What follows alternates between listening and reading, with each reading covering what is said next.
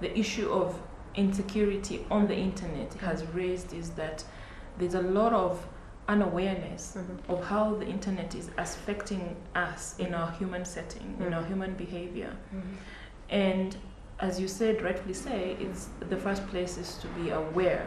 Aware first. First of all, to be aware and understand that this thing is really, it has intertwined completely with our daily lives and everything that we do. We need it. We literally need it. We can't function without it anymore. Oh yeah, that's true. So my question for me becomes, for you Paps, becomes, where does a parent start?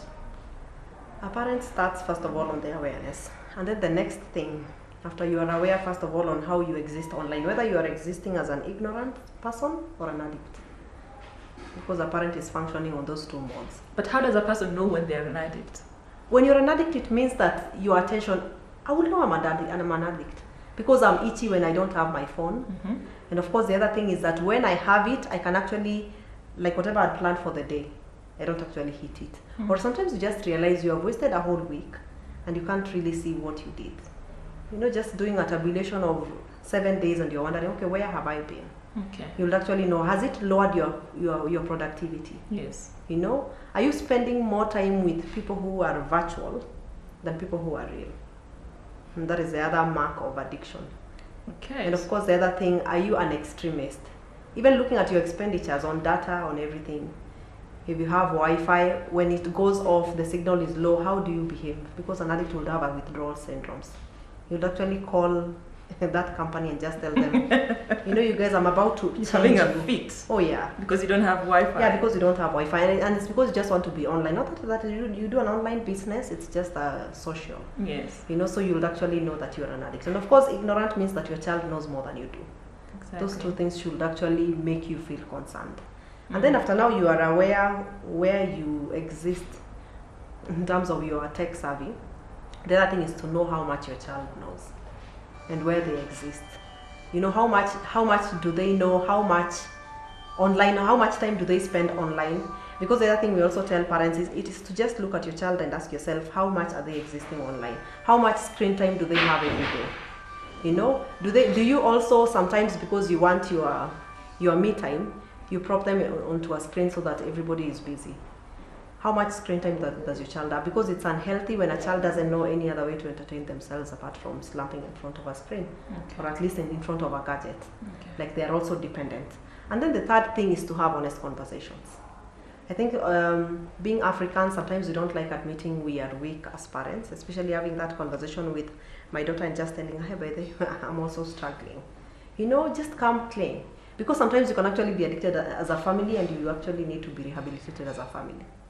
Yes. Yeah, like you need external support because all of you are hooked. all of you. All You're all in it. So there is not one of them who can pull the other one out. All of you are in the mud. Yes. And so it's being aware and then being able to ask, so how do we get out of this? You know, how do we get out of this? Do we seek help? And of course nowadays there's also the media psychologists who help people, and of course even rehabs, where they teach you even to switch off. You know, and learn to exist in healthy ways, sometimes even going for, like there's someone who advocates for Facebook Fast, where you deactivate your account for 30 days. Okay, so I'm very interested in finding ways of fitting this internet resource that we have into our systems and what I keep calling our African culture, because our African culture is who we are. At the end of the day, we have to come back to the basics and look at the internet in a way that it helps us, but it's not messing us up.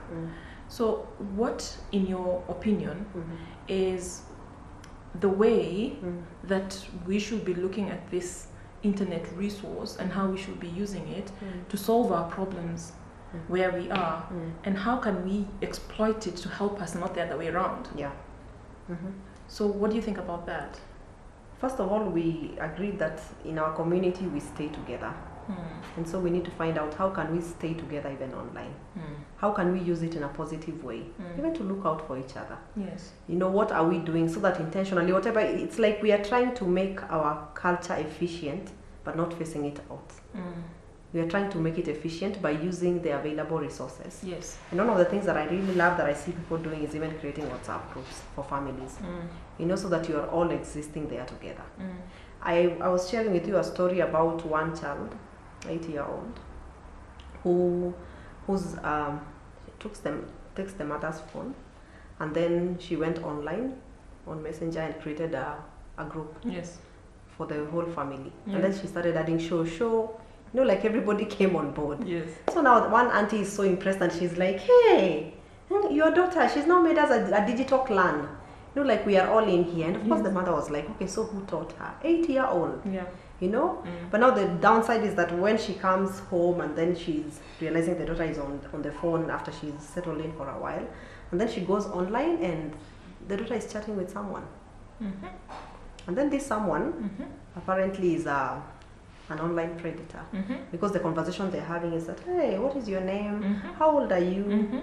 And then where is your home? Where do you go to school? And of course she's innocent, 8-year-old. What do they know? This is just someone who wants to chat, and maybe they know Shosho or somebody. And so what happens is that finally this guy is like, can you send me a photo of your private parts? And of course uses the word pussy, so this child is actually looking for a nice cat. And then just post it online. And the mother comes in at that point. And she is heartbroken. Like my daughter knows how to use technology. And of course she was using it for a good cause, because probably she learned a skill somewhere. But now she's also becoming vulnerable in the process. But now we are looking at how do we create positive communities. Exactly. So that we can use internet in proper ways. One of the things we also encourage parents is that it's good to create a Facebook page for your family. Yes. So like we have James Wanyugi's The family page. Yes. And then every time everybody has a password.